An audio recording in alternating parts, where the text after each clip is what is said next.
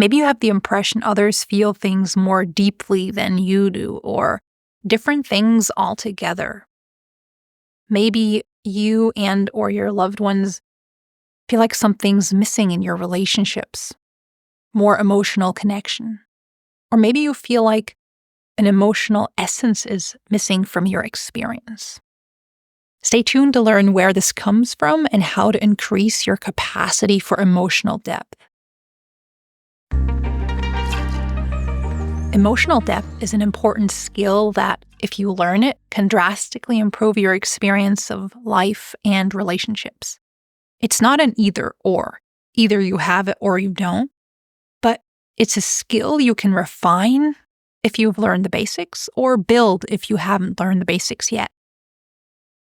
If you feel this skill is lacking in your life, you might notice that you're not moved the same way when others are moved emotionally.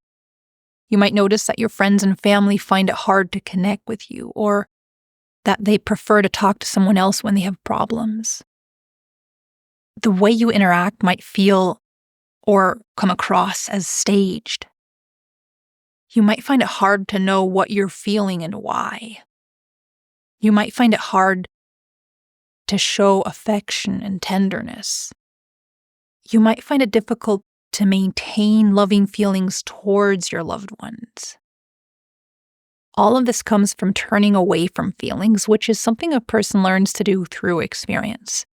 If you observe any infant, they're very good at feeling and expressing their feelings.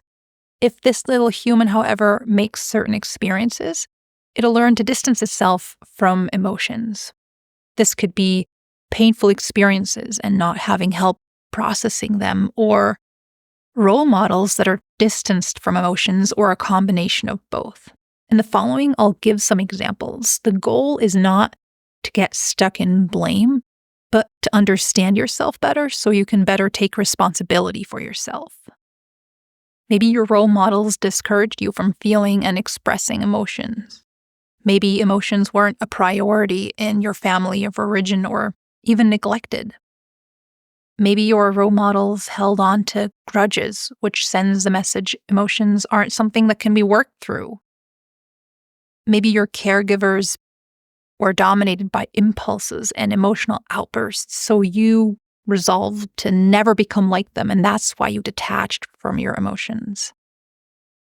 Maybe your role models never learned what to do with emotional discomfort, so they couldn't teach you. Maybe you had to detach from your feelings to protect yourself for other reasons. To work on this as a first step, it's important to understand what you're still doing now that's keeping you detached from emotions. It could be any of the following. See which ones apply to you. Ignoring or overlooking feelings in yourself and or others. Staying excessively busy so you don't have time to feel. Excessively escaping into other worlds so you don't feel yours, with books, TV, games. Self-medicating uncomfortable feelings away. Avoiding situations that allow you to feel. Hiding your feelings from yourself and others. Wanting to be close to others but not wanting them to know how you feel. Distracting from feelings with jokes or other ways to change the topic.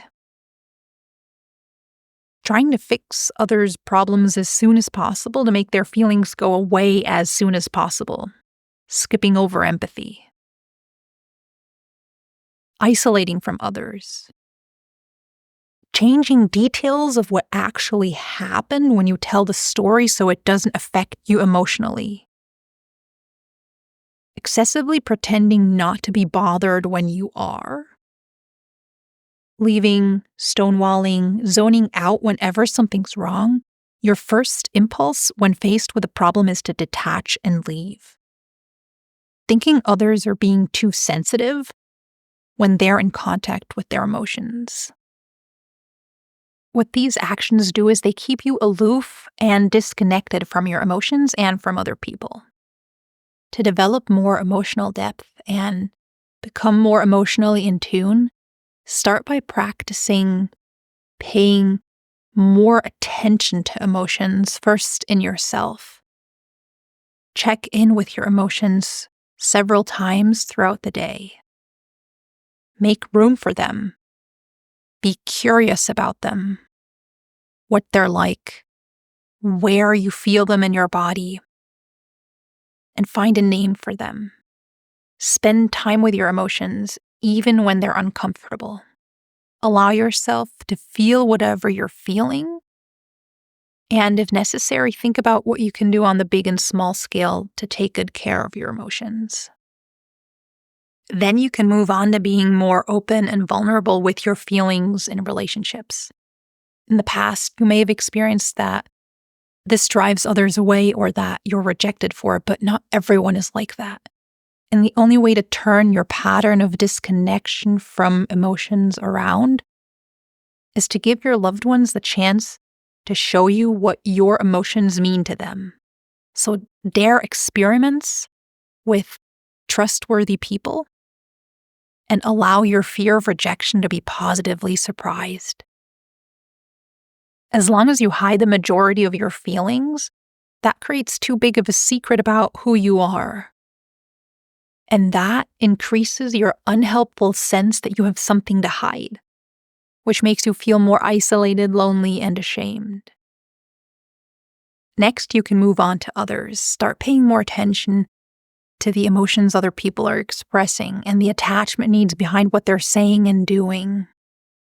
It's not difficult to understand others. We've actually got specific nerve cells to help us with that called mirror neurons. They allow us to get a sense of what another person is feeling. What it takes is a shift of attention onto emotional signals, and then you'll be able to pick them up. And just as you've practiced staying with your emotions, practice staying with the emotions of your loved ones. That doesn't mean that their emotions will become your emotions, but that you're willing to listen, understand, validate, and help them regulate their emotions.